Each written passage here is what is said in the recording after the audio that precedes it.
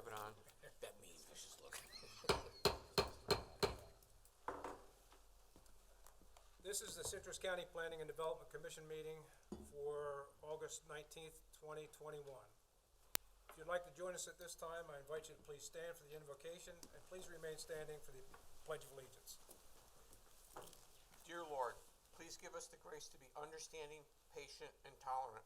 With these attributes, we can conduct work in a manner which will be pleasing to Thee, our county, and its residents. In the Lord's name, amen. Amen. I pledge allegiance to the flag of the United States of America and to the republic for which it stands, one nation, under God, indivisible, with liberty and justice for all. David.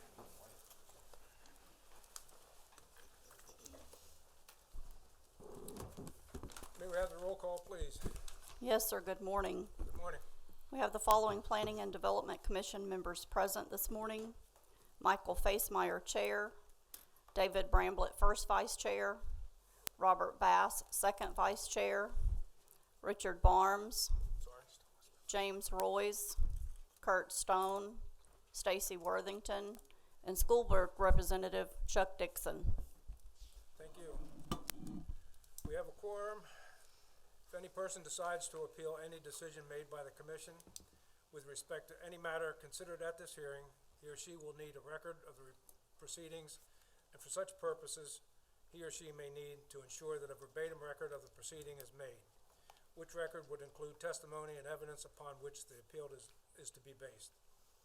During the public input portion of the meeting, individuals will be given 3 minutes to speak. Representatives of an organization will be given 5. When anyone wishing to speak comes to the podium, please complete the yellow form that can be found at the podium. Please print your name, address, and the number of the application for which you are speaking. Yellow forms can be found at the podium by the door. If representing an organization, a letter of authorization must accompany the speaker. Comments will be limited to the topic being heard. Please state your name, spell your last name, and give your address for the tape.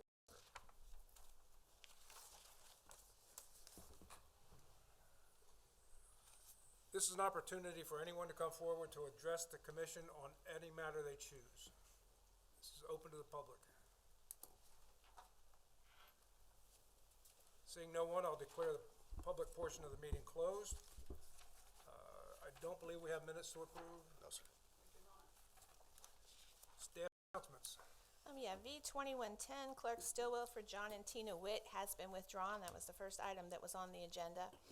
Also, we have our new planner, Amber Split, sitting here in the front row, and please don't scare her away. It's her first week here, so we want her to keep coming back. Welcome. Thank you. Welcome.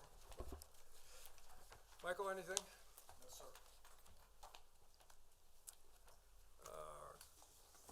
County Council. Good morning, Commissioners. With regard to PUD 2106, PV 2103, CPA AA PUD 2108, V-21-11, do you have any ex parte communications you need to disclose for the record? And we'll start with Mr. Dixon. Site visits on all. None. None. None. None. None. Thank you, Mr. Thank you. Okay, it's time for the first application. Mr. Chair Good morning. and Commissioners, staff, and public. The first application is PUD 2106, Clark A. Stillwell Esquire for Tuscany Ranch Partners LLC. This application proposes amendments to the Beverly Hills Development of Regional Impact, or DRI.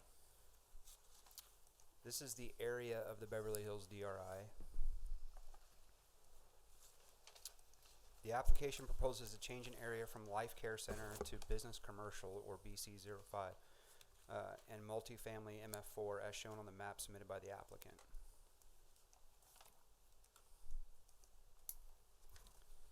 The amendment area is currently vacant. The area around the DRA in this photo would change from Life Care Center to the BCO and MF. This is looking south on CR 491. The vacant application area is to the left in this photo. This is looking north on CR 491. And then finally, this is the existing master plan. The application also requests to allow life care center uses in the multifamily areas without any increase in allowable units within the DRI. Thank you. Good morning. Good morning, For the Mr. record, my name Stillwell. is Clark Still. I represent the applicant Tuscany Partners. This is to the 1981 Beverly Hills DRI ordinance. What we used to call these notices of proposed change back in the day, but now they're just PUD amendments. This is to a limited area of the 1981 Beverly Hills DRI. The DRI and the land uses within a bit of history are different than what you're used to in your plan and your land development code. The commercial area is called BCC, Business Commercial, okay? There is an office district, which is the equivalent of the PSO, and then there's a series of residential districts that are low-density, multifamily areas like that.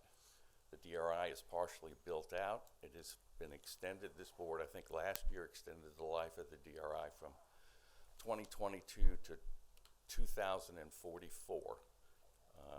That's consistent with a lot of other DRIs. Basically, it shows you DRI is supposed to be around for only 20 years. But the original approval is, and it just shows you how wrong the developers can be and the planners can be, because here we are 30 years out and we're 1/3 built out on this project. The 1976 DRI, units 1 through 5, is already built out 100%. So who's driving the PowerPoint bus? That's an aerial of it. Do we have a pointer by any chance? Pointer? Pointer. Sorry, should put it up there. See, my whole presentation was based on the ability to point to the maps.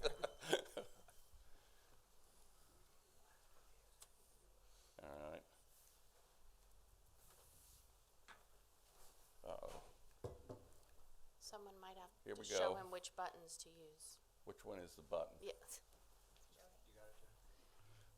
Never let a lawyer have technology. Some lawyers. Yep. One for the county attorney. Yeah. All right, so this is the area. Thank you, Miss Lynn. This is the area up here on the southeast corner of Forest Ridge Boulevard. This is the existing DRI map. You can see it consists of the BCO area number 5, the red, which is about 5 acres. It consists of MF4, which is 28 acres, and then the LCC area, which is 42 acres, and dedicated to 400 units of life care. Now, this is a specific definition in the DRI. It is basically assisted living and nursing home types of situations. The 400 units of life care and that 42 acres has been there since the very beginning. It is the only area in the DRI where you can put in that land use. So what triggered this is we are doing a project there in the corner. It's Exhibit H in the application on BCO number 5. It's in due diligence. And that 5 acres got tight. So we looked at amending the map to add additional BCO, and basically we came to the conclusion, the owner, the developer, and myself, that the life care area should be allowed to spread out throughout the DRI, because no one's going to build 400 units on one spot in Citrus County. Our research showed that you could do 400 units in Gainesville or Tallahassee, Orlando, Tampa, but not in Citrus County. So the proposed changes is we take BCO number 5 and expand it southwest into the LLC, and we take MF number 4, multifamily, and expand it into the LCC, excuse me. And then we take the life care units and put them throughout the DRI in any multifamily district. This is the new map. scale's not very good, but that's what it would look like if you approved it. This is a little closer. If you recall, last year, I think, we took the Forest Ridge Boulevard median and downzoned it from office to open space and moved that office space down on 491. So if you approve this, you'll see the expanded BCO district, the expanded MS4 district, and the life care application. Those units will be moved to any MF district on that map, the prior map. So this is how the matrix is amended. You can see the star for life care. This is the new matrix. I'm sure you can all read that. And again, Exhibit H has the site plan for the proposed use there at North Forest Ridge Boulevard. Now the DRI has a requirement for only one entrance off 491. We maintain that. The DRI has a requirement in the BCO district for a reverse frontage road, and that's still reflected in the application. So the benefit here is you have more flexibility in the BCO area, acreage-wise. You have more flexibility in the MF4 area, acreage-wise. And I say acreage-wise because unlike your codes, this DRI has a cap on build-out. So there's only so many multifamily units that are allowed, and there's only so much BCO that's allowed. Originally, it was 350,000 square feet. There's been 150,000 square feet built out. So even though you increase the acreage, the amount of square footage remains the same. In essence, you're getting more open space. Same thing for the multifamily. That's it. I'm done with the pointer. Are there any questions? Questions from staff? Yeah, just to clarify, we've had a lot of contact with applicants on this because of the notice. We had to send it to everyone in Beverly Hills, which you know. And just to clarify, when they Google your client's name, they're getting a 1,000-unit planned development. You're not doing that with this application. It's simply 40 acres that you're changing to, asking to change from life care to multifamily and commercial up on 491, correct? Correct. I'm unfamiliar with that project. Yeah, it's not exactly, it's Tuscany Ranch Partners, but not two, and that might be why your clients have a two after it, I don't know. But, okay, just to clarify, that's not this application. Correct. Thank you. Questions Gentlemen, from the board? ladies. Questions from the board? Bottom line, I think the project will be better off with more acreage dedicated to those uses. Again, you're not expanding the intensity in any form or fashion, just the acreage counts. Thank you. Thank you. May we hear from staff, please?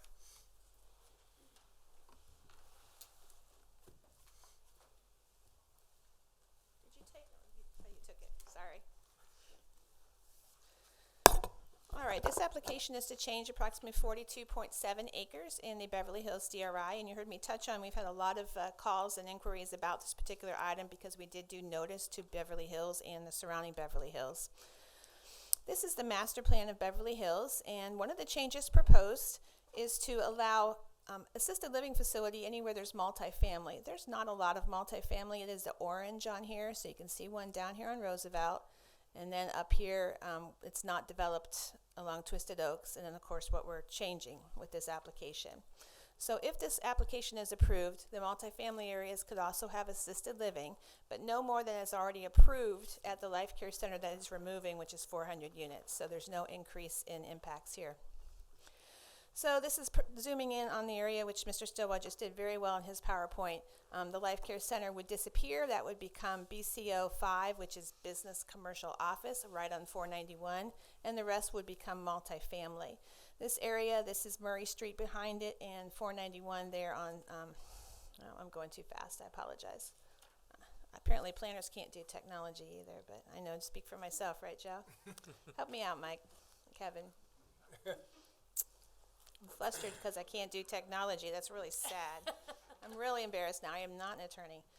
Oh, I heard that. That was she stressed that. Did you I see how am she not an stressed attorney. that? Yes, I'm asked one to play on TV a lot, and I refuse. This is a stub out from Murray that goes into the property. It's just a stub out, but the application site that we're talking about is that vacant site behind there that's treed. And this is looking behind Murray. There is a large buffer between them and the proposed multifamily area and commercial area. Now, that was not me. That's the end. Okay, can you pull up the master plan again? Yeah, this should have been the final slide. So this is the master plan. So what will happen is there's a small area up here that's changing. So 14.2 acres from Life Care Center to Business Commercial Office. And then we have 28 acres that would change from Life Care Center to multifamily, besides authorizing the assisted living throughout the DRI. That's it. There's not a lot of changes to this, but because it is DRI wide for that multifamily allowed use, then that's why everyone was noticed on this. Any questions? Questions from the applicant? No, thank you. Questions from the board? I have one. Commissioner Bramlett.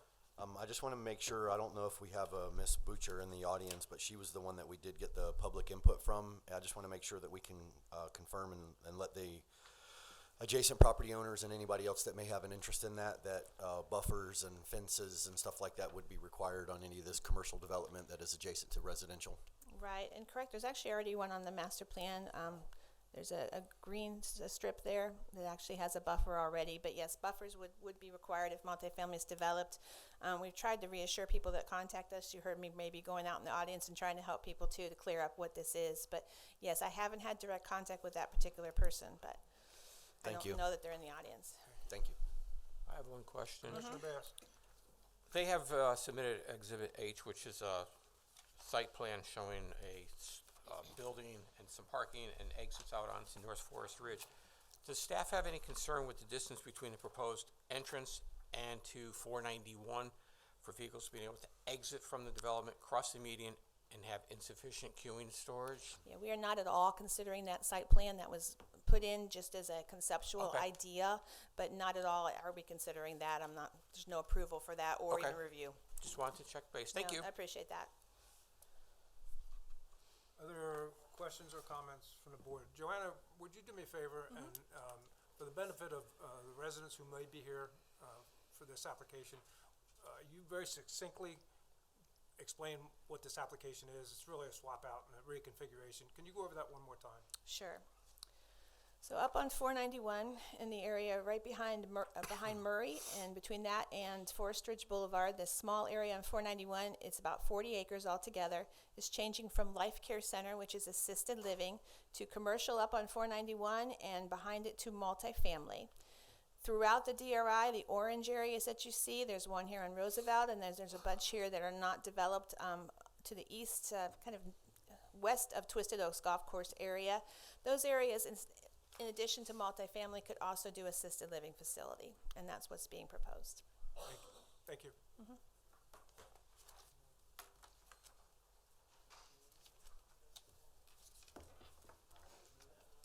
Okay, at this time, I'd like to ask the public, anyone who would like to speak in favor of this application, please come forward. Anyone in favor? Seeing no one, I will ask anyone who is opposed to this application, would like to speak in opposition to this application, please come forward. Seeing no one, I will declare the public, oh, I'm sorry. I was waiting for somebody else. Oh, okay. I figured with the crowd here. Forgive me, I didn't fill out my form. That's okay, you can do that afterwards. Okay, Please state your name for the record. Yes, my name is George Prescott. I live at 806 West Sunset Strip Drive in Beverly Hills. First, I'd like to congratulate whoever got through on the phone numbers that were given on the sheet. These are what we were mailed. I got either continuous busy signal or full mailboxes for trying to call to get through then.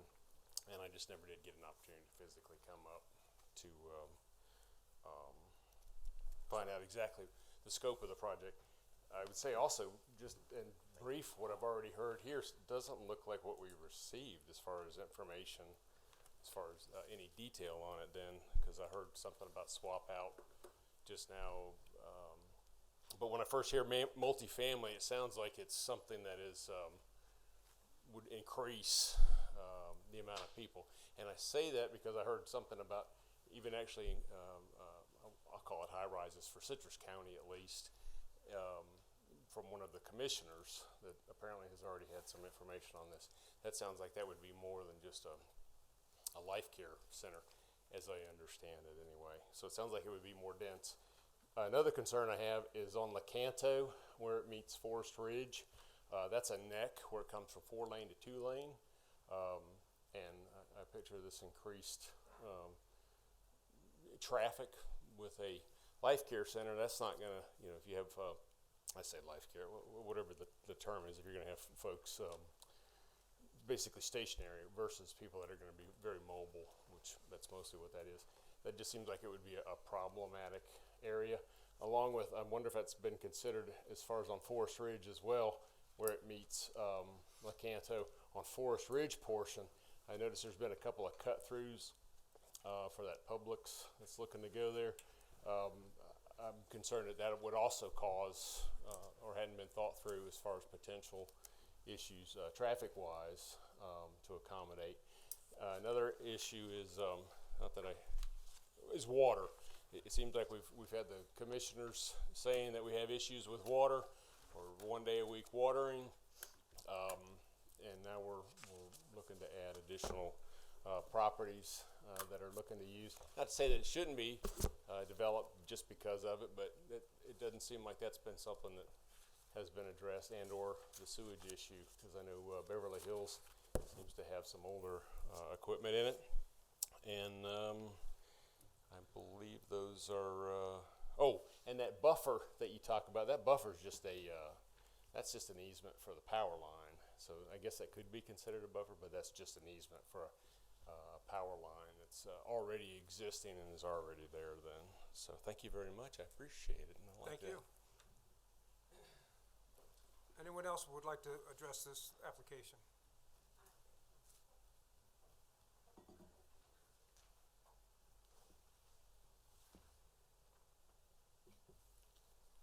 My name is Constance Jurina. I'm the owner of a property on 28 West Murray Street, right between where you're planning to develop, between Forest Ridge and Murray Street. Is that the area you're talking about developing? Because I'm a lay person, so a lot of this is incomprehensible to me as just a resident. This is not my field of expertise, but I can see that construction would have a direct impact on my residence since it's within 500 feet. And even though you say you're going to put a buffer, I think that the construction, the traffic, all of that is going to impact me directly and devalue my property. I want some kind of clarification. I mean, we got the letter, and most of us on Murray Street quite didn't understand what your plan is. It wasn't put out in layman's terms to the normal residents of my area that we could understand it. But we do understand that the construction will definitely have a direct negative impact on us. So I oppose the development, period. Thank you.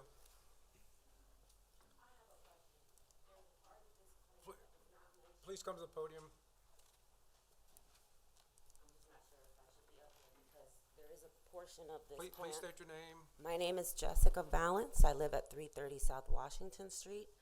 There's a portion behind all of Washington that goes from, it appears to, you can barely read this map. I don't know if this is Truman Boulevard coming toward down 491 towards North Florida Avenue. We have a whole wildlife section behind our property, and it's been marked here that you guys want to build back here. I'm opposed to that. I've lived here for over 15 years, and I just purchased this property last year. I can vouch that there is at least 3 families of owls back there. There's a lot of wildlife that lives there. I also purchased this property with the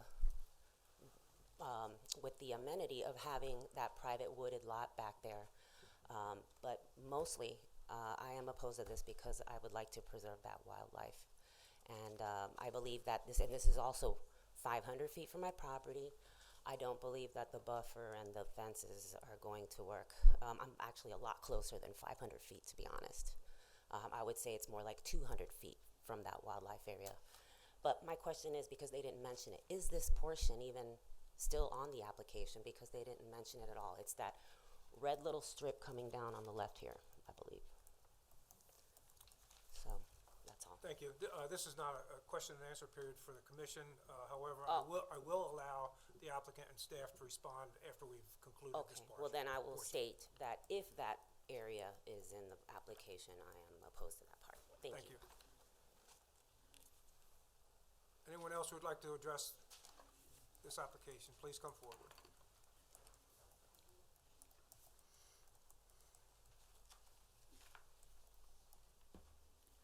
I'm Teresa Miller. I live at 850 West Bee Crush Lane, which is at the southern end of your map. And my only comment is that if this is the only portion that is being considered, what was talked about today, it seems like you could have saved a lot of us a lot of angst, because the maps we have say we're within 500 feet and it has this whole shaded area, which my property is in. However, I would not be even close to 500 feet. So my concern is if there's something else that's also being considered, but if not, it could have saved a lot of us a lot of worry. Thank you. Anyone else who would like to address this application? Anyone else? Seeing no one, I will declare the public portion of this hearing closed. And I'll allow Mr. Stillwell to offer any rebuttal that he chooses. The young lady and her husband that we just spoke about the wildlife area, she lives adjacent to 491 at the south end of the project. She's approximately 2.5 miles away, maybe 2 miles away. The notice is very confusing. I understand their situation, but there's no impact to her properties by this action, okay? And then the lady that wrote the letter, she called my office 3 times and I spoke with her, and she lives 2.5 miles away in the very, very south part of the development, and there'll be no impact on her whatsoever by this. So some people were noticed because of the portion farther south on 491. No, everyone got noticed because we changed the text. So when you change the text in the PUD, everyone in the PUD gets a notice. Okay. And we got to pay a bill of $5,000. So that's what happens in these larger projects. I wish there was a better way to do it, but have to comply. Thank you. Thank you. Any questions for Mr. Stillwell from the board or staff? Mr. Chair, I should have pointed out there are 4 conditions proposed to address what is being requested. Mr. Stillwell, you're okay with the conditions? Okay. I'll return the discussion back to the board for discussion and possible action. I'll just state that the application is consistent with the comprehensive plan. It's consistent with the land development code. There is no new intensity increase in this change. It's just a design flaw from 30 years ago that they're fixing. I believe that it would probably be in the best interest of everyone that's involved, even in the people that don't understand it. Yeah, I plan to vote in favor of this application. Mr. Chair, Commissioner Worthington. the Planning and Development Commission finds application number PUD-21-06 consistent with the Citrus County Comprehensive Plan and Citrus County Land Development Code, and that this board recommends approval with conditions of the application to the Board of County Commissioners based upon the evidence and testimony presented and the staff report and conclusions regarding this petition. I have a motion by Commissioner Worthington, Second. second by Commissioner Bass. All those in favor signify by saying aye. Aye. Aye. Opposed? Motion carries unanimously.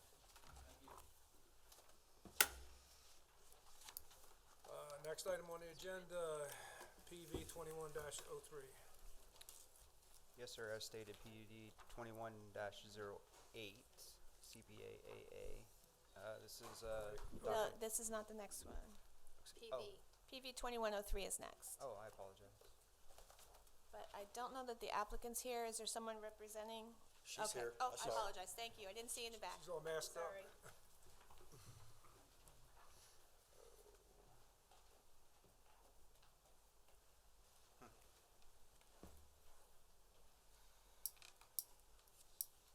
Technical difficulties, bear with me.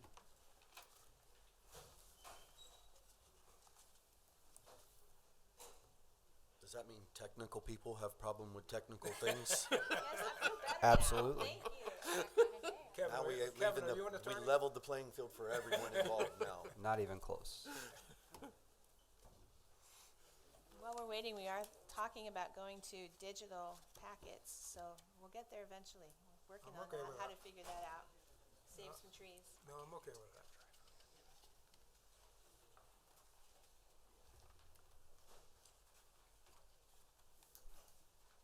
Mr. Chair, Yes, Kevin?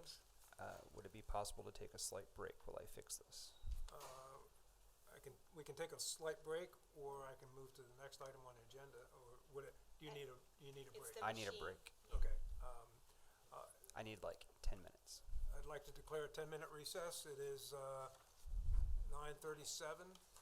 We'll be back at 9:42. I'd like to reconvene this hearing. Now it's time for PV 21-03. Yes, sir, my apologies. Thank No you for the problem. recess.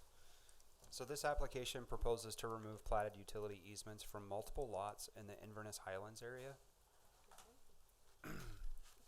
Excuse me. The lots lie between East Gulf to Lake Highway, SR 44, and East Thomas Street in the Inverness area.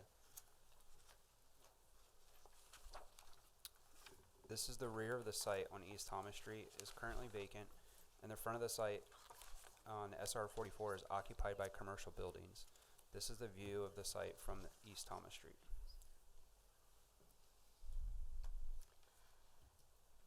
So this is looking east and west on East Thomas Street.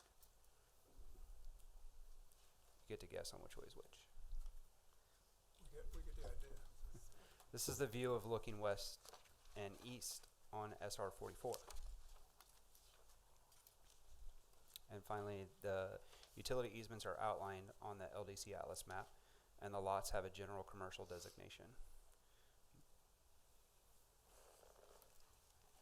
Thank you, Kevin. Would the applicant please come forward?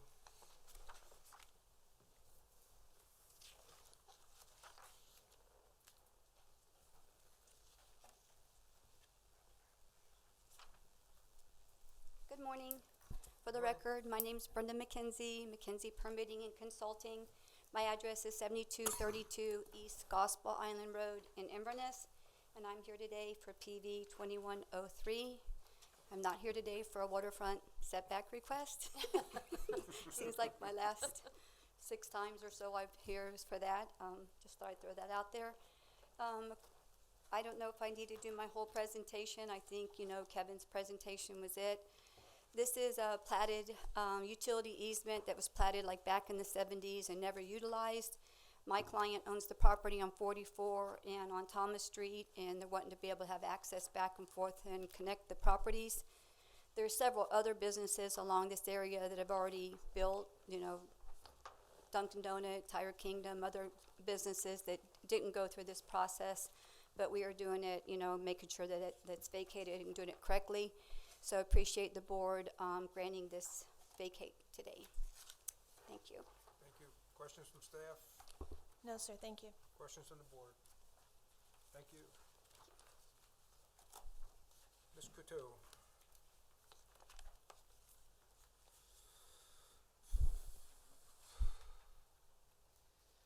This is vacating some platted utility easements in the Inverness Highlands Unit 1 plat.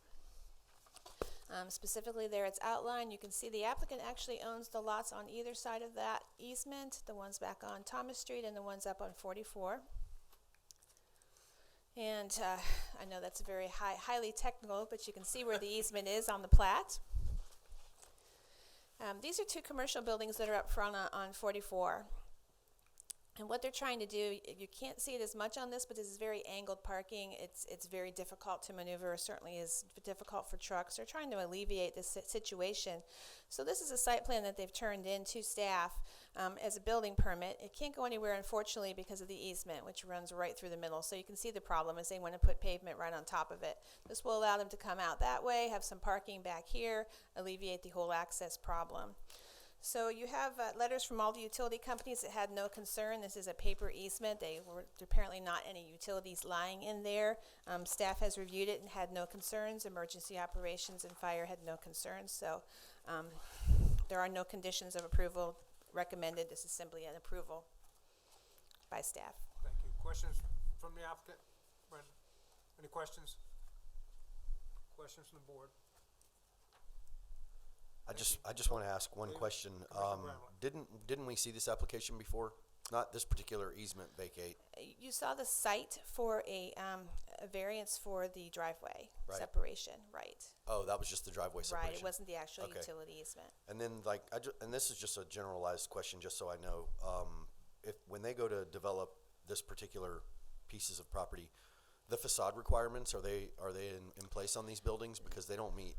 Right, they're existing buildings, so there is a date in the land development code. If the buildings exist as of that date, they don't have to be upgraded to it. Right. Okay. Yeah.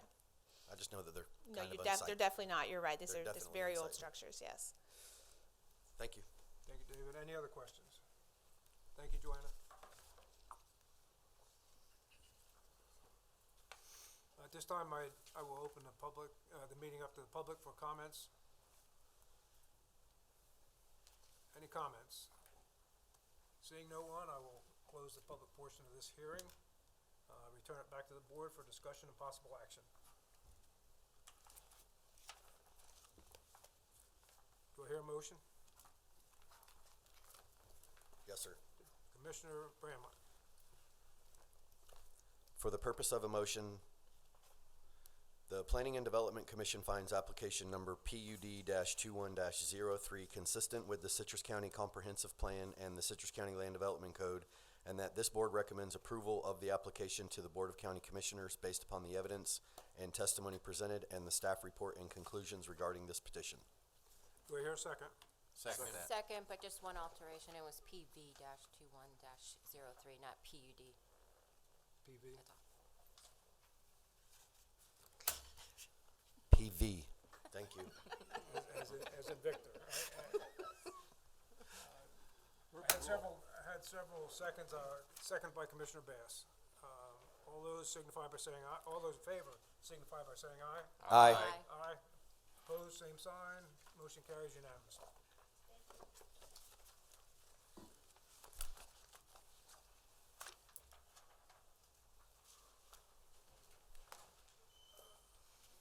Time has arrived for a hearing on CPA AA PUD 21-08. Mr. Chair, I have a conflict of interest on this application. I'm sorry. I have a conflict of interest on this application. Okay. Let the record reflect that Commissioner Worthington recuses herself. There's a form that you'll have to fill out, and Ms. Burton will have that for you. Kevin? Yes, sir. So this application is Dr. Michael Wilburn for Philip Baumhoff. This application proposes to expand and modify an existing planned unit development. The site lies on CR 491 South and currently contains multiple buildings proposed for restaurant and event use. This is looking north on CR 491. The application site is on the right side of this photo. This is looking south on 491 by the entrance drive. Here are several buildings on the site. The restaurant is in the top photo and the indoor event wine building in the bottom photos. Both were part of the existing PUD. This is the site plan submitted by the applicant. Thank you. Would the applicant please come forward?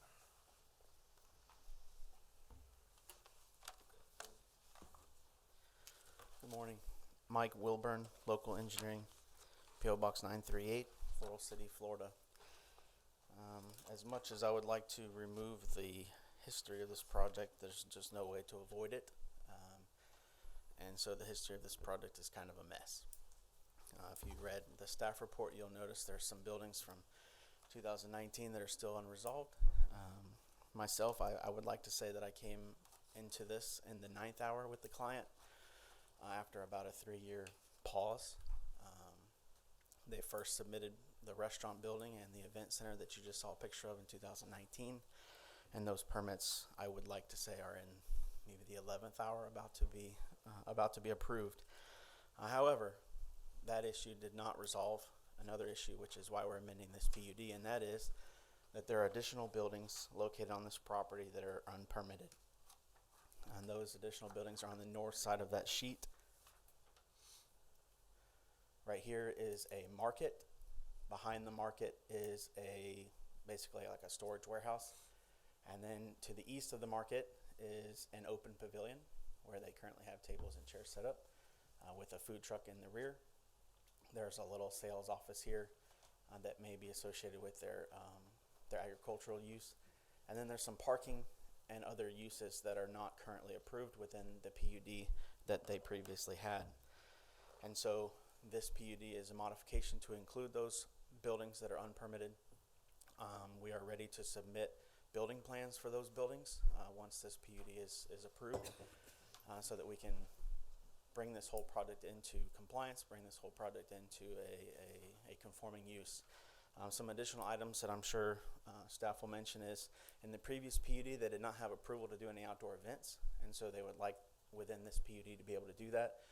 Those two areas are right here as you come in to the facility on the south side, right here where the little sales shed is, and then also behind the restaurant, between the restaurant and the event hall. And there are some other things that they're requesting, for example, 2 signs on the north of the property and the south of the property.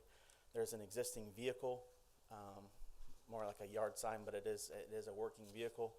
It's permanently parked right there at the entrance. They would like to keep that as noted on the site plan. So this site plan and staff has been extremely helpful in identifying everything that's out there and identifying and helping to make sure that this site plan and this request encompasses everything that they would like to do in the future. So there is a lot of moving parts. There's a lot of components that are in this PUD amendment, and I'd be happy to do my best to answer any questions I can for you guys. Questions from staff? Yeah, Mr. Woodman, there are 16 conditions in the staff report. Did you have any comments Yes, on any of those? I tried to formulate a response to a couple of those, but after writing it several times and deleting, I realized why they're there, and the client has, they're there rightfully. We have no objection. Okay, the only thing I think that is not reflected on the site plan is the connectivity between the restaurant and the event center, pavers or something like that.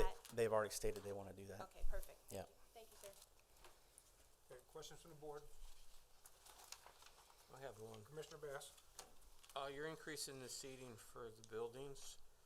Has the fire marshal looked at that as far as? Yes, that's a good Is there sufficient question. size to increase these buildings and still meet life safety codes? So and staff may mention this also, but the original PUD had the buildings at a certain occupancy, and when the building plans, from another design professional, when I obtained those original building plans, and hopefully they're about to be permitted, they actually had a higher occupancy, and so this amendment is trying to make that higher occupancy on the building plans that's about to be approved the same as what's on the PUD.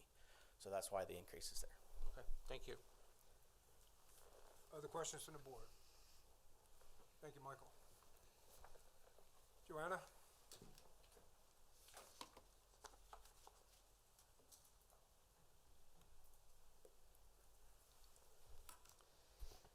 And Mr. Wilburn did a good job of summarizing. There are a lot of moving parts here, so I'm going to go over the site plan. If this looks familiar to some of you, it's because you may have heard it. In 2018, there was a PUD area, and that's on the left. Now, in 2021, they are expanding it slightly to the north to encompass the new buildings that have been provided, which is the market and the storage buildings. Just to show you land use very quickly, they are proposing to do neighborhood commercial with a PUD, which is already in existence, and expanded the rest of that kind of boot shape They have agriculture for the majority of it. This is an existing blueberry farm, and they have the forest to the north and more agriculture and rural residential to the south.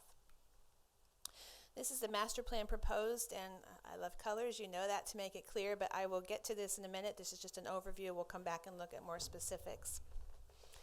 This is the PUD that was approved in 2018. So what this had was a lot of grass parking. They were trying to keep natural areas. There was a restaurant building, and right here, the red, and then an event venue and winery. Specifically, this particular PUD requested no outdoor events, so everything was held inside.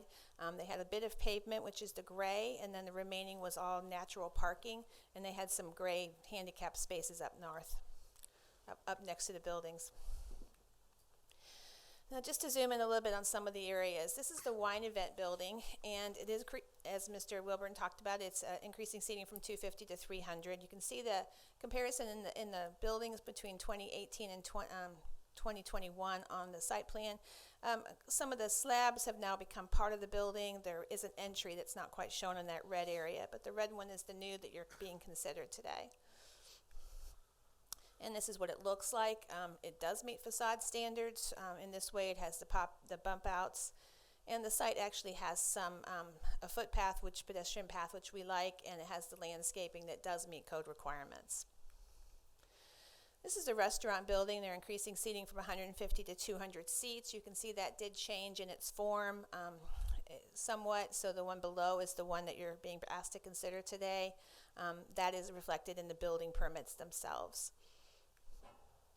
And this is the restaurant building. It is not meeting facade or offset. They did get a deviation from that in the prior PUD, so that was acceptable. This is a picture from 2018. And this is 2021. The landscaping has unfortunately died. They've added an addition out here on the right side. So they're going to have to add landscaping, but they do want to continue that deviation on facade and material. That aluminum material is not normally allowed without a deviation. All right, so let's go to the new buildings. The new buildings are in the new area up there, the red and the pink. The red is a market building, the pink is an outdoor dining pavilion, and the blue is a storage area. So this is looking at it from 491. You can see at the top, that is the market building, and then the storage area is the green roof to the south here on the picture. This is their outdoor dining area when you zoom in. So the market building, it would be to our left in this picture. And he mentioned very quickly a shed building. I'm told they use that for their blueberry picking back there in the back. And this is a close-up of the outdoor dining area. And this is the facade of the market building. This is also not meeting facade requirements. There's no offsets. It has the metal. So they are asking for the deviations for all of the buildings on the site to not require the facade offsets and allow this kind of material to continue. This is a picture from 2018. I'm sorry, I apologize. This is an open area. This is where they want to have some open events. So they do want to have some outdoor events with this particular application. They are marked particularly on the site plan, and this is one of them. And this is what, in 2018, the parking area was supposed to look like. It was going to be very grassy. They park around trees, kind of keep the natural setting. But what they've done is improve a lot of it. There's a lot of millings, there's concrete, etc. So they have a lot more pavement than we expected to have at that point. They did get relief from that, and they did that. The applicants explained on site to me that that was at their instruction of their engineer.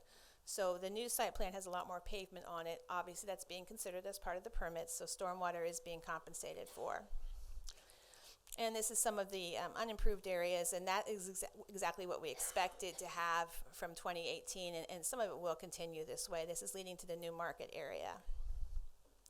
Signage, they are asking for relief from signage. You can see on the right there are two signs that look like that. Now that is a temporary sign. They do want to have permanent signs, have one on each end of the property on 491. It's a very long frontage, so their reasoning is because it's so long, they want people to be able to slow down when they see the signs. So they would request a sign on each end of the property on 491. And then the left, they have some interior directional signs. They do have a lot of things going on here, winery, farm market, events. They proposed on the outdoor events having things like pumpkins, Christmas tree, hay rides, things like that. So the directional signage is probably well warranted. Our land development code only allows it to certain sizes. They want to have something like this. You can see it definitely meets a theme throughout. And this is a site plan comparison. I have the 2018 one on the right. I did my best to scale them the same, and I couldn't really do it. So you can see the stormwater ponds that they've added. We did not expect that, but those are there, which is wonderful. You can see the pavement in the gray. That's all new. And then their parking areas. The purple is the outdoor event area, so those are new, but they would butt up to either their agriculture or up here is the forest and their own agricultural lots here. So this is the market building and the storage with the parking lot here. They would have some open event areas here. They have like a wooden train already the kids can play on right there, so that's anticipated for that area. And then the restaurant here with the outdoor event and the venue. When I'm talking about connectivity, staff has suggested there be connectivity between the restaurant itself and the open space. Doesn't really, it looks like it is in here. It's not really there yet, but they're willing to put the pavement there. So close up, this is the full site plan. There are a lot of conditions. I've pointed out the deviations. They're for facade and signage. There's a few others. So if you have any questions. Does the applicant have any questions? Questions from the board? I have some questions.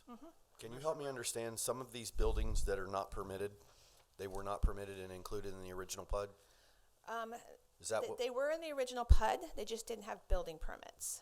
They built them without the permit? Correct. So I guess they just thought because it was in a PUD, they could just build it?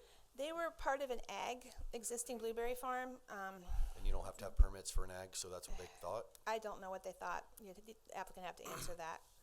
So, to me, it feels like we have an applicant that clearly thumbs his nose at what the guidelines are. Why would we allow any deviations? This particular site, if this gets approved, that will allow them to proceed with building permits and try to get there. It's up to the board as to the deviations. There were some approved in 2018. At that time, the buildings were in place without permits as well. But they have applied for permits. They're hopefully very close on the restaurant and event building, and we need to get the buildings for the marketplace, et cetera, done. Right, so they came in front of us in 2018 and there were things that were done incorrectly or improperly. And now they're coming in front of us in 2021 and we're dealing with the exact same thing. So I feel like this is somebody that's like a habitual offender, and it makes me not want to give any deviations. Those are statements, those aren't questions. Yes, I understand. I just want to know what the staff thinks about something like that and how. I can't give an opinion on that. This PUD approval is required and in order to proceed with the building permits and try Understood. to get things permitted. Any other questions from the board? Commissioner Stone. Those three red buildings to the far left of the site plan, those are in the area outside the PUD, is that correct? That's the new area that would be added with this application, yes. Right, so right now they're outside the. Right now, right. Right now, they're, And would they be allowed in any location configured as agricultural? no, not as currently utilized. One of them is a market building selling general items. One is a storage building. Storage could be perhaps agricultural related. And the other is outdoor dining, which would not be. Yeah, so I think I kind of agree with Commissioner Bramlett that these people seem to have a very cavalier attitude toward compliance with the county regulations. I don't expect any comment from you on that. We're trying.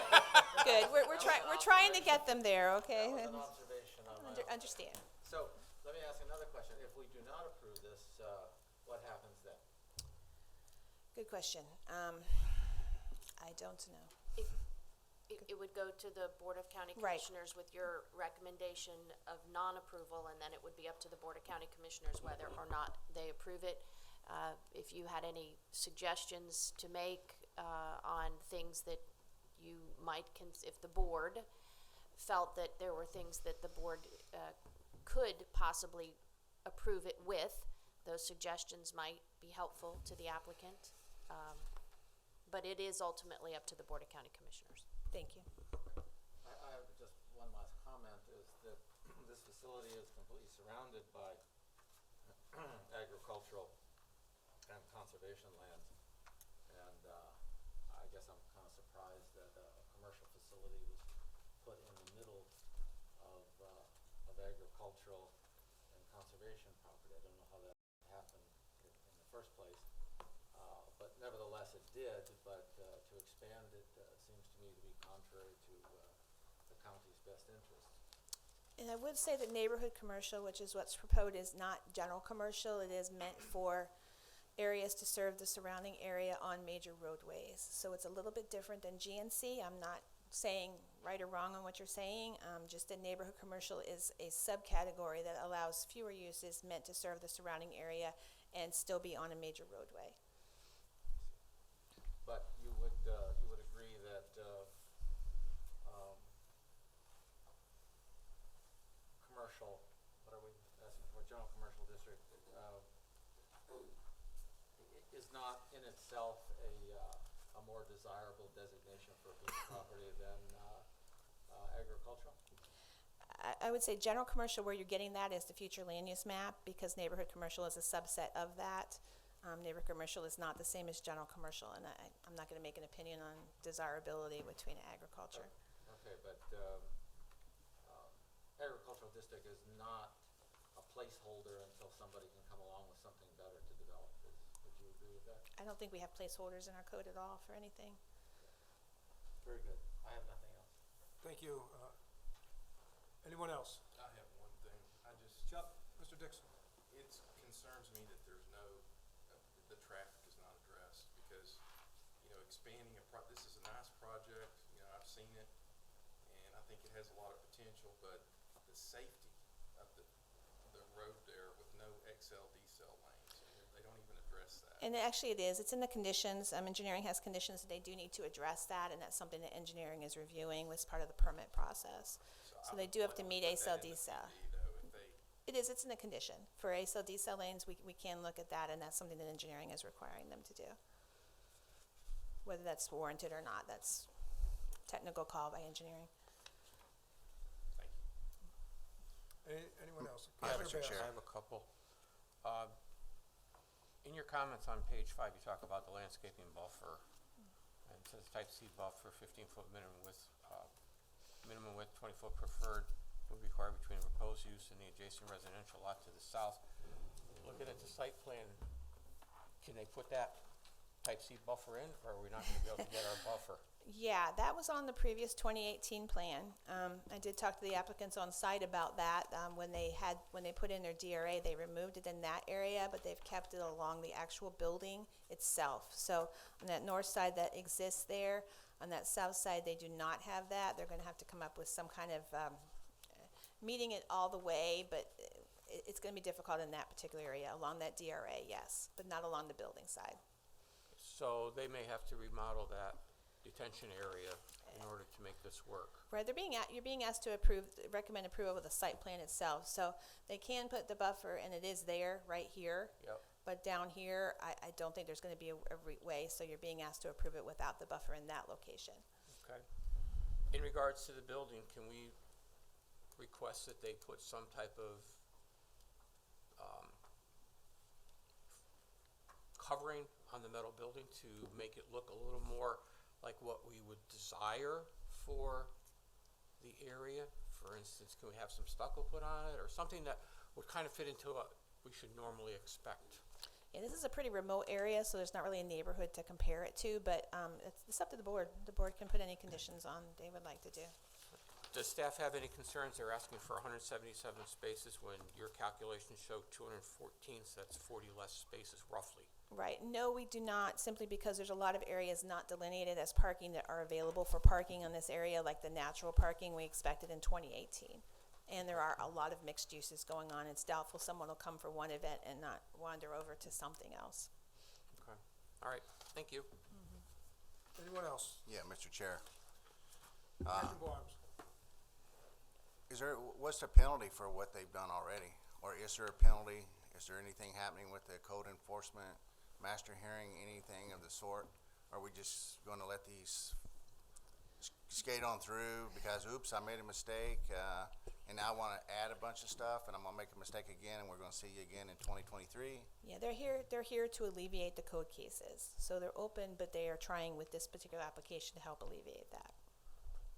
There's no skating through, ever. Anyone else? Thank you, Joanna. Mr. Wilbur. This is a point of personal privilege. There's been other design professionals involved in this project. When I came involved in this project, all of the buildings, all the site was already there. I don't support building without permits. Thank you. At this time, I will open this hearing to the public. Invite anyone who is in favor of this application to please come forward. Anyone in favor?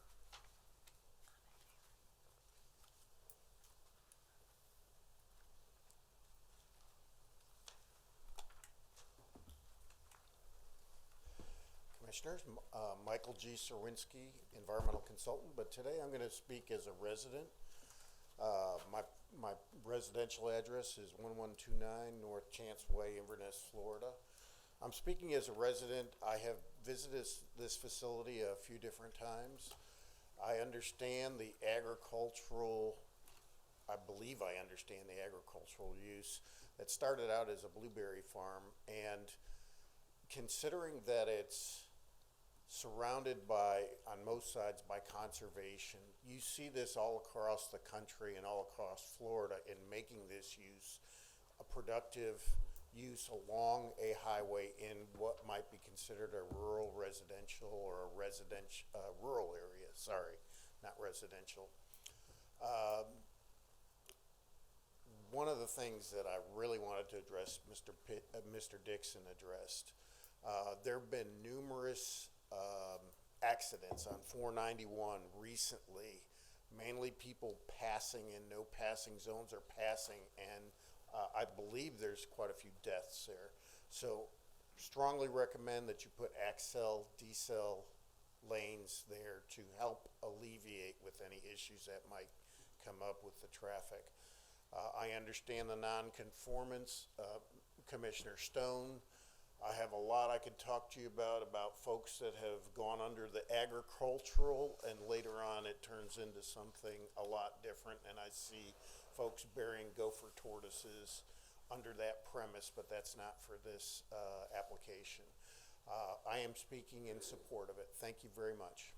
Thank you. Anyone else would like to speak in favor? Anyone opposed? I think we did that. Anyone would like to address this that hasn't had an opportunity to speak? Seeing no one, I will close the public portion of this hearing and return the hearing back to the board for discussion and possible action. I'll add my comments to those who have addressed this application already. I agree the applicant has had a cavalier attitude towards the county and its regulations, and I recall during my tenure that we denied applications for much smaller reasons. So I intend to vote against this. Other comments, questions? I'll entertain a motion. Mr. Chairman, I would think that this thing could be represented to ourselves if he brought what he has already there into conformance with the existing regulations. But What I heard was this is the applicant's effort to bring it into conformance. But he's also asking to expand it as well. Correct. I think he should bring into conformance what he amended it to bring into conformance what he has before he asks for. Well, that's a question for county council or Joanna. Is this the only option to bring it into conformance? I think the issues that you're grappling with is some of the deviations. Is that like the facade, for example? No, or are you grappling with the whole idea of? I think what I'm hearing from the board is that they're troubled by the fact that there was significant improvements done to the site without permits. And that's part of this, what we're being asked to approve today. That would make those issues go away when it comes to, compliance, code compliance. and they're also asking for additions. I think you need to consider the likelihood of the buildings having to be removed. And when you consider that, and whether the likelihood of that being suggested by the Board of County Commissioners, when you resolve that issue in your minds, then you have to consider if they're not removed, what do we want them to look like? Do we want to allow the deviations or not allow the deviations? So I think that that's a two-step analysis that you probably need to go through in your minds.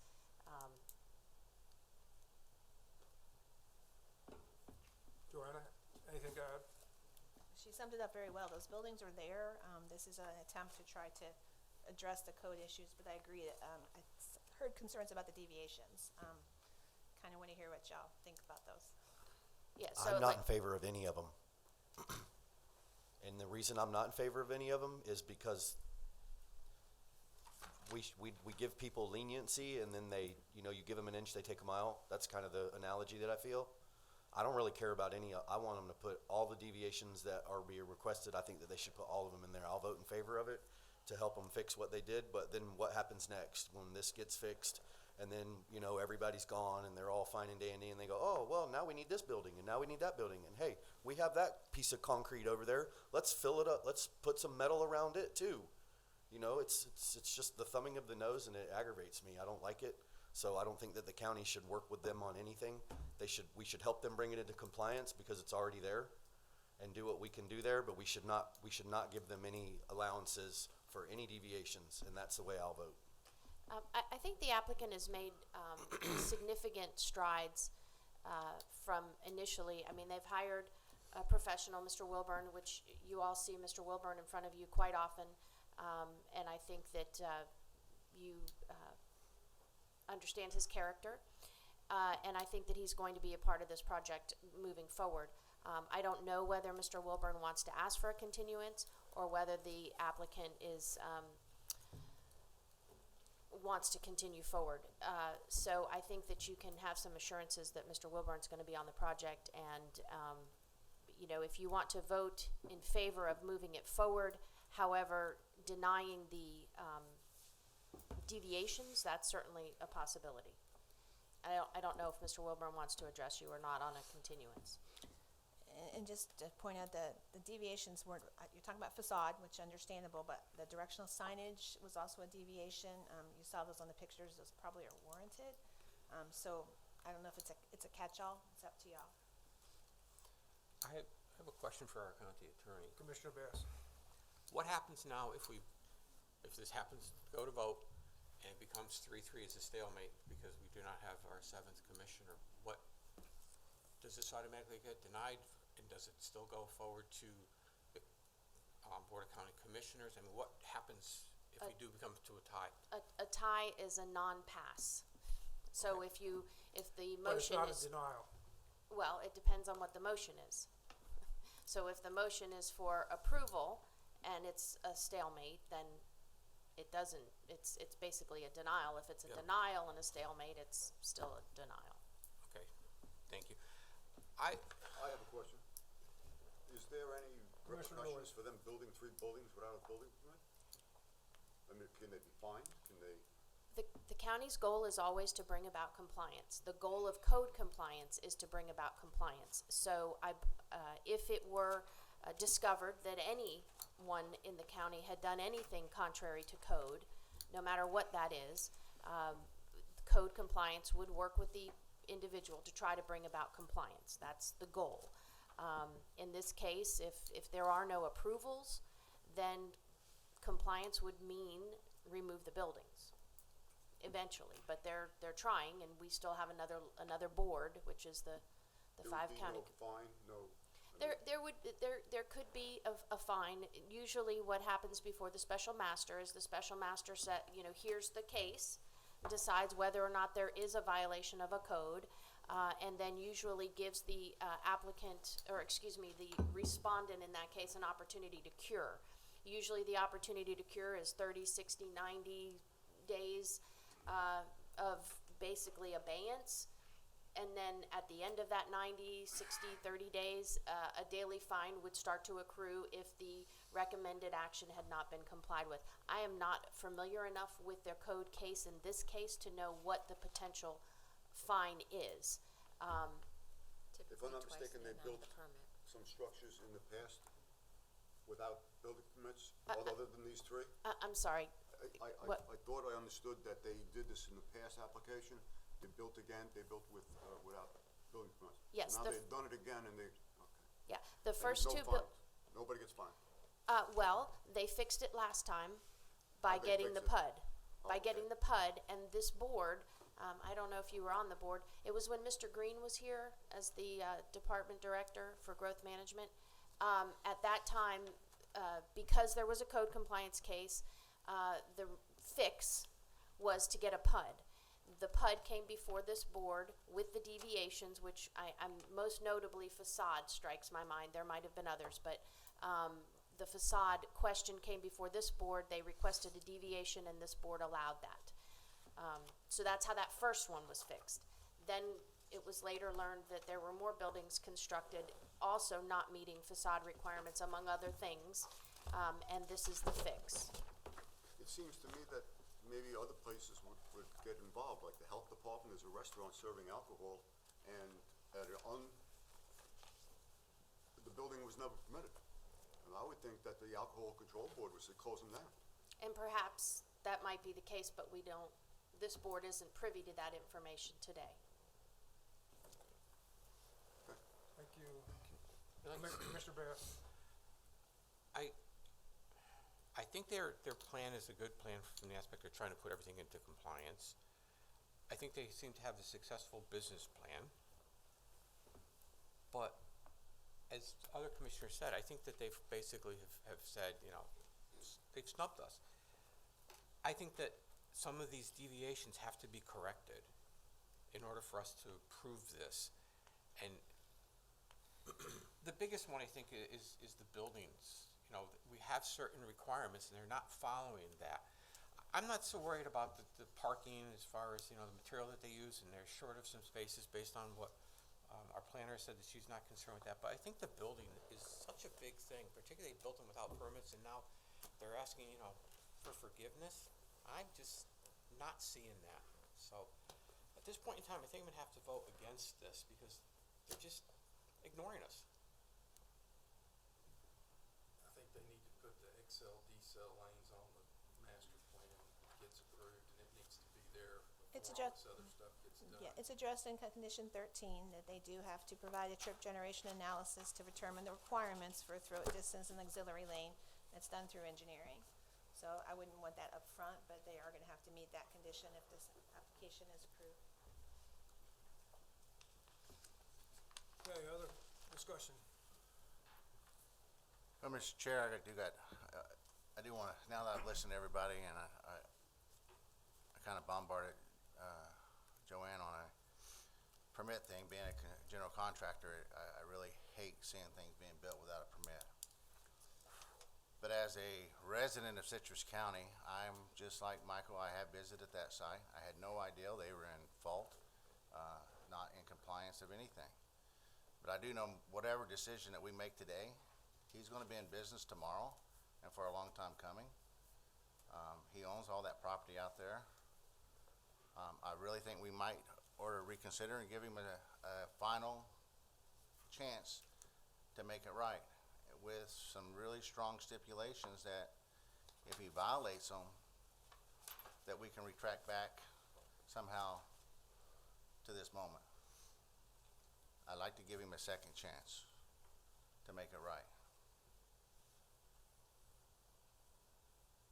Because if not, we still have a building that's unpermitted or that's gonna be tore down. And the cost of,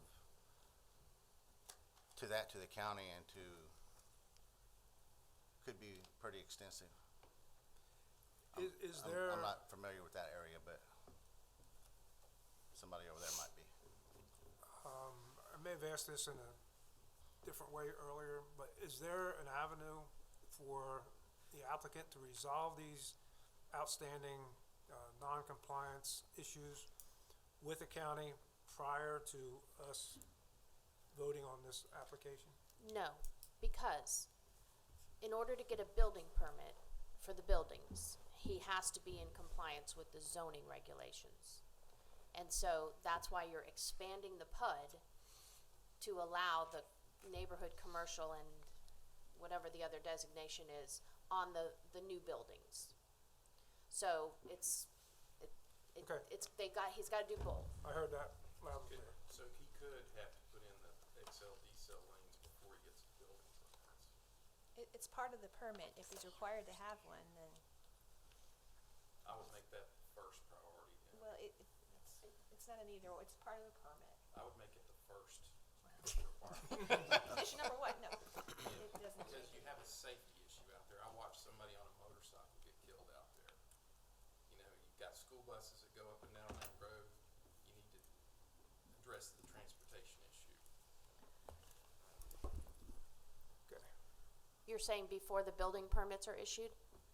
Well, I mean, they need to have safe access. When you have an event, you have a lot of people coming and going at the same time, and it's dark. You know, on a two-lane rural road. So remembering that this is gonna go before the Board of County Commissioners, when you guys ultimately make your decision, whatever that is, you'll give the Board of County Commissioners your thoughts on issues such as that. Because they're the ultimate decision makers. So, make sure that your minutes and your record is reflective of what you all want to see if this moves forward. Mr. Chair, for the purpose of a motion, Commissioner Bramlett. the Planning and Development Commission finds application number CPA-AA-PUD 21-08 consistent with the Citrus County Comprehensive Plan and the Citrus County Land Development Code, and that this board recommends approval with conditions of the application to the Board of County Commissioners based upon the evidence and testimony presented and the staff report and conclusions regarding this petition. And I would like to, for the record, note that I am not including in that motion the deviation for any of the parking, the deviation for any of the facades. So that would be conditions 4 and 6. I have a motion by Commissioner Bramlett. Do I hear a second? I'll second that, Mr. Chair. Second by Commissioner Barnes. Any further discussion? I agree that we should have them comply with our standards for the facades, which is item number 6. So I would be in favor of that being not part of this. Number 4, I'm not so worried about the parking. I'm more concerned with what that facade looks like. So I think we need to vote on this. Yeah, we have a motion on the table. The only thing I'll say, Mr. Bass, is that there's enough room for the parking, and this application and this applicant has not done anything to try and do and conform with what we've said in the past. And in my particular instance, I don't feel like we should give any additional deviations. The signage I'm okay with because it helps for direction, Right. and it helps keep people moving. But the parking, there's enough room for it, put it in. Okay. You convinced me. Any further discussion? All those in favor signify by saying aye. Aye. All those opposed? Nay? Nay.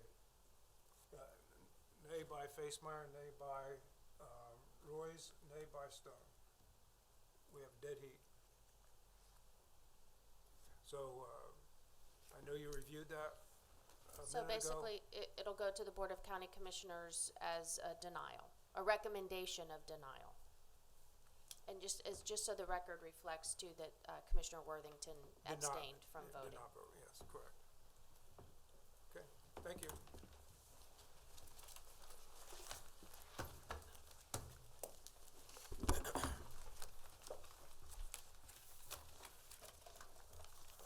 Okay, time is right for hearing on V 21-11. Yes, sir. Last one of the day. This application is from Albert and Tori, and I apologize in advance if I Jassawan? Oh, hey. Even a blind squirrel finds a nut every now and then. The applicant is requesting a single-family dwelling having a 15-foot setback from the jurisdictional wetland line and the mean high water line. aerial view of the subject property. This is a view of the subject property from South Sea Otter Path. This is looking south on South Sea Otter Path. Looking west on South Sea Otter Path. This is looking across South Sea Otter Path. This is looking across the canal. And then finally, this is the site plan as submitted by the applicant. Thank you. Would the applicant please come forward?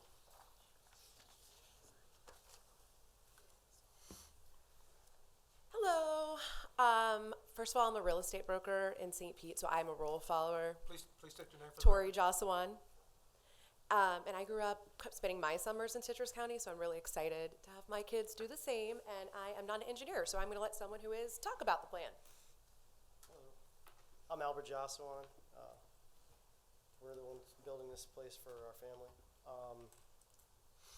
I can answer any questions you have, I guess, the best of my ability. I saw the driveway question on the email I received and asked about permeable driveway. We're definitely open to that. We drew this up based off of mainly setbacks. It's a pretty difficult lot. It's a big lot, but it's a difficult lot to build on based off the wetland line drawn through there and what's required to be back from wetlands. So we really shrunk the building down in size, and we were told to keep it within a reasonable living space. So 1,400 square foot is, I'd say, reasonable for the neighborhood. We'll be the 7th house on the street. There's 6 other ones, or just one of the other residential lots. Across from us, like you saw, was a new residence that was built. They also received their 15-foot variance because in that neighborhood, it's not possible unless you build, according to the paperwork, 600 square foot roughly house, which isn't really much of a house. So that's why we're requesting our 15-foot setback variance. And we'll do everything needed. We drew the berm line in there. There's a bunch of trees kind of grown in the very corner where there's an old boat ramp. To do the berm, I'd have to take out those trees, but they're just young trees and some cabbage palms. They're marked on the thing. And that keeps the water from coming down, or I could raise a seawall, whatever. There's a cement seawall there. I'm happy to do that anyway for just because of hurricanes and stuff and the rising water. The permeable driveway, I could do asphalt permeable. That's what I planned on. I'm familiar with that. I went and looked at a couple locations that had that permeable asphalt. It looks like a regular asphalt, but like larger porosity in it to let the water go through. And we build it 12 feet up like required on stilts, like the house behind us. Yeah. Thank you. Any questions from staff? Not at this time, thank you. Questions from the board? I have one. When did you buy the property? It was, I think it's October. Last year. Yeah, it was last year. Yeah. Thank you. All right. Thank you, guys. Joe, time to hear from staff.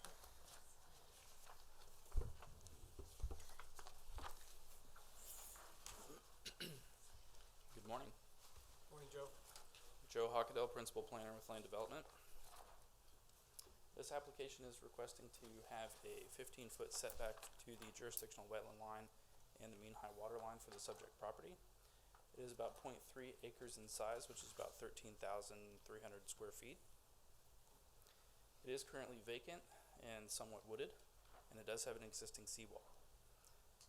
Now the property, as you can see on this plan, does have a wetland line that starts right up here, traverses across the northwest corner of the property, goes onto the adjacent parcel, and then comes back across the northwest corner and basically follows along the seawall to this portion down here. There is kind of a gap between their seawall and the neighbor's seawall right there. And then this pink line is the mean high water line. So here's a view of the subject property. This is a view of the northwest corner where the wetland is. And then it follows along. This is a view of the adjacent parcel to the north, and there's some wetland over there. And as you can see, the existing seawall in the northeast corner up in here, where there's some more wetland. And then this is the gap, this area right in here, between their existing seawall and the neighbor's seawall. And this is the adjacent property to the south. So this is the site plan submitted. They are requesting about a 1,400 square foot building envelope. They have indicated that the stairs and AC pad will be within the building envelope. And they are proposing a driveway. The applicant mentioned they were looking at doing possibly some pervious concrete and things like that, but I want to point out they don't have a problem with ISR with this request. They're at about 20% and they're allowed about 40%. So the material of the driveway is not an issue. Although it would have to be relocated some over here because it's right up next to that wetland, so they may have to move it down a little bit, maybe shrink it a little bit and get it away from that wetland. But as far as the material is fine. If you look at the 5 closest on Sea Otter, and actually let me go back a little bit. We did the 5 closest on this part of Sea Otter because these lots are a little different in configuration than these. So we took the ones that were a little more consistent with what the applicant had. And the average footprint for those 5 lots is about 1,964 square feet. So what they're requesting is a little less than that. And the average waterfront setback is about 17 feet. So they're actually requesting less of a setback than what the average is. However, most of those residences were built prior to our current standards. And if there was any newer ones, they were probably redeveloped within an existing footprint. And on this portion of Sea Otter, there have been no variances. So the available building envelope is about 640 square feet, and it is a very irregular shape. And this is taking the 35 feet from this wetland line here, as well as the wetland line and the waterfront there, and of course the 5-foot setback to an adjacent property. And so while they do have a very small and irregularly shaped building area, and there is issues with that, the request may not be considered a minimal request for this property. And so not all the findings of fact have been found to be positive findings. Thank you, Joe. Does the applicant have any questions for staff? Board have questions for staff? Mr. Chairman, I have a question. Commissioner Stone? Joe, is that piece of property served by any city water or septic? It is served by water. By water, but each resident has to provide its own septic tank? Actually, I believe it has septic as well.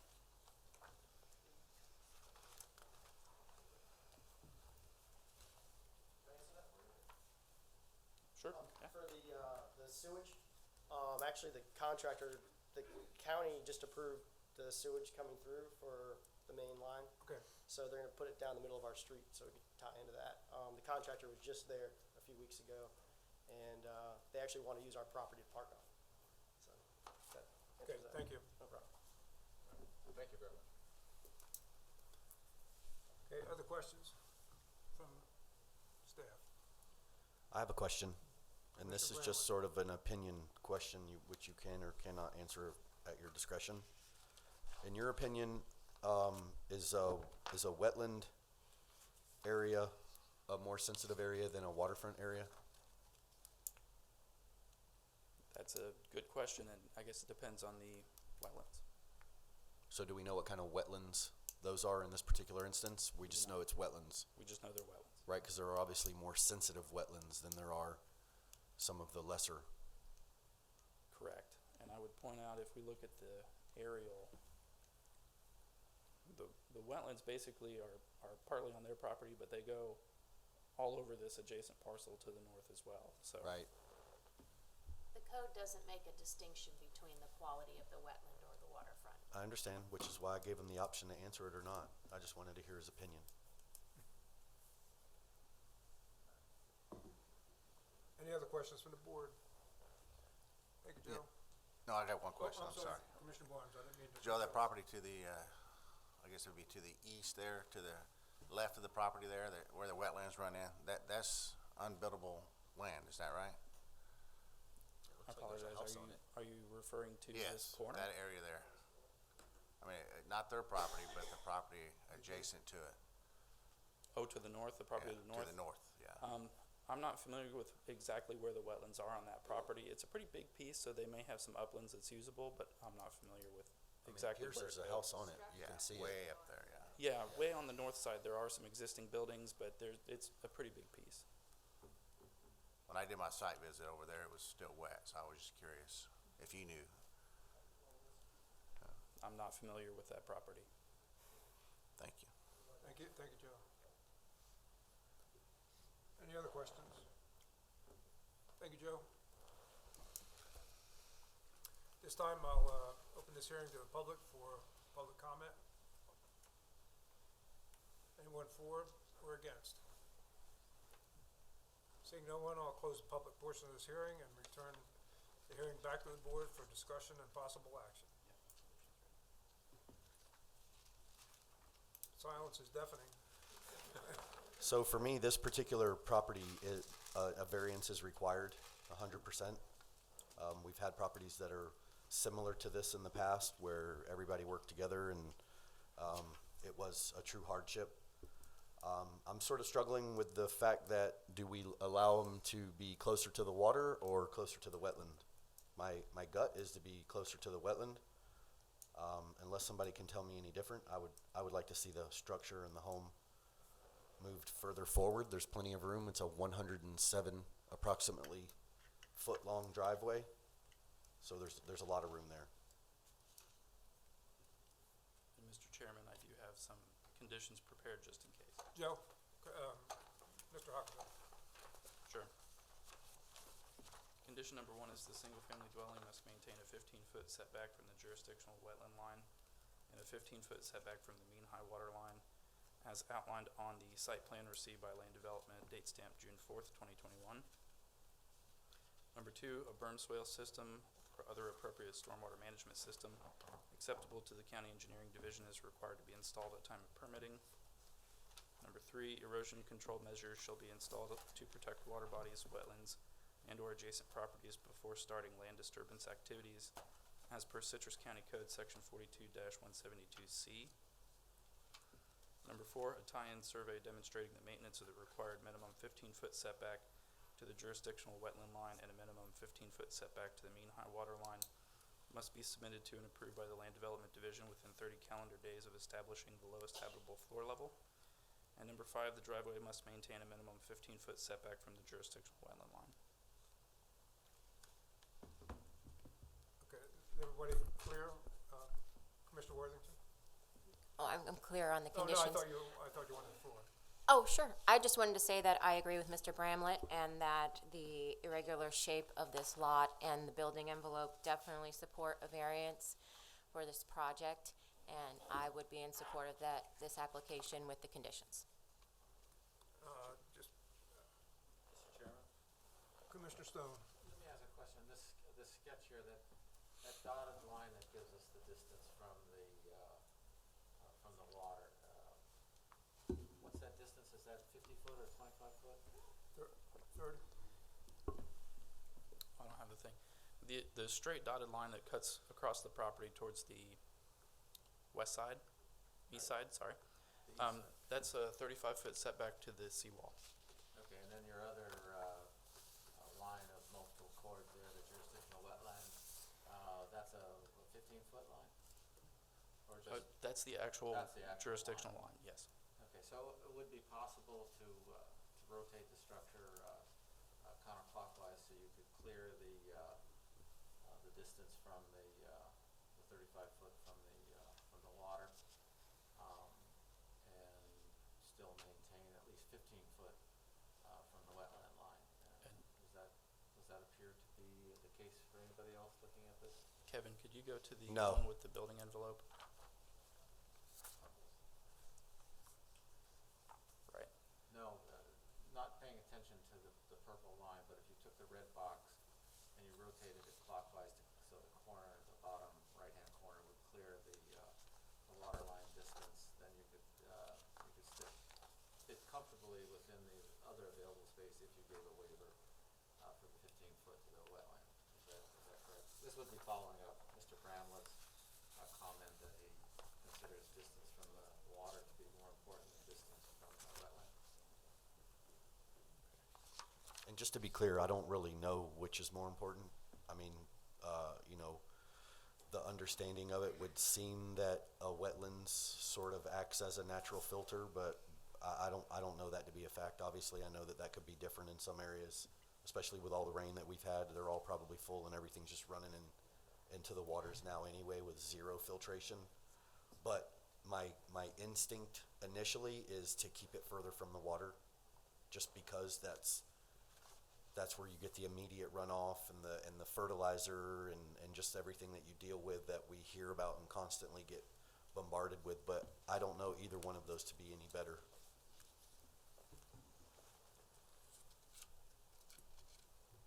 Mr. Chairman. Commissioner Bass. Joe, could you reread condition number 1, please? Yes, sir. The single-family dwelling must maintain a 15-foot setback from the jurisdictional wetland line and a 15-foot setback from the mean high water line as outlined on the site plan received by Land Development Division, date stamped June 4, 2021. All right, thank you. And then you also had a condition regarding the driveway. Could you reread that one too, please? Yes, sir. The driveway must maintain a minimum 15-foot setback from the jurisdictional wetland line. Okay. In regards to that, is there going to be sufficient room on this site in order to sneak that driveway in, just take a look at it, because you're going to be shifting it very southerly, it looks like. Will they still be able to get in within their own property by having that minimum 15-foot thrown in there? I believe the minimum driveway width for residential is 12 feet, so they could reduce the width, and I think if they push it, they could have room. Okay. And I have to agree with Commissioner Stone. I think that a little bit of shifting of the house, we could maybe improve the distance from the waterfront. That's just an opinion I think that Mr. Stone has, presented quite well. And if that's the direction from the board, it would go from a 2-part variance to a 1-part, and we would change condition 1 to maintain a 35-foot setback to the mean high water line. Thank you. I will not be supporting this application. I think it's not the minimum that the applicant can do. They don't have much to work with. I understand. I see that very clearly on this slide. But the county ordinances, I think, are designed to avoid development close to the wetlands and the waterways. So I will not be supporting this.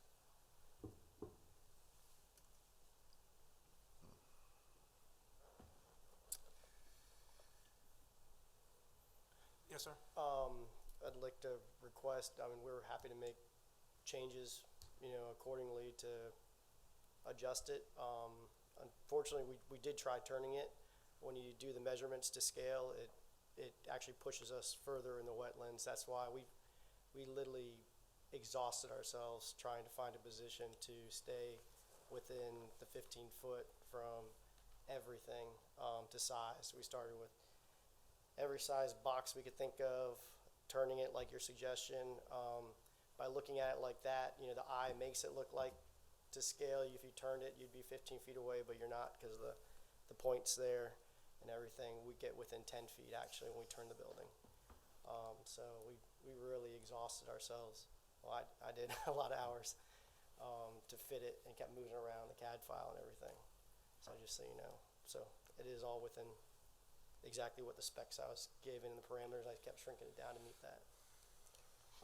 So I don't know that the applicant understands the ramifications of a denial of the board. I don't know if the applicant understands that if they deny it today, then you have to make substantial changes before you bring it back. Otherwise, you have to wait a year. So it sounds to me like the applicant might be asking for a continuance to have an opportunity to sharpen his pencil. That's exactly what I'm asking for. Thank you. The applicant, has asked for a continuance. I'll entertain a motion. Motion. Do I hear a second? Second. Commissioner Gramlett and Commissioner Royce. All those in favor of continuance signify by saying aye. Aye. Aye. Those opposed, nay. I think we could have dealt with it, but, you know. Motion to continue carries.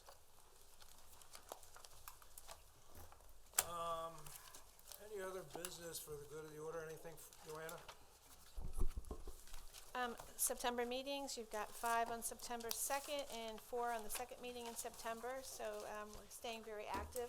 Once again, appreciate all of the thought y'all put into these applications and all the deliberations. Thank you very much, and I hope you didn't scare Amber too much since she comes back, so thank you.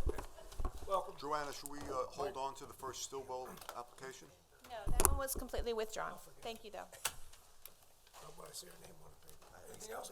Michael, anything else? Nothing from me. I'll entertain a motion to adjourn. Thank you. So moved. I hear a second. Second. All those in favor signify by saying aye. Aye. Motion carries. Yes, sir.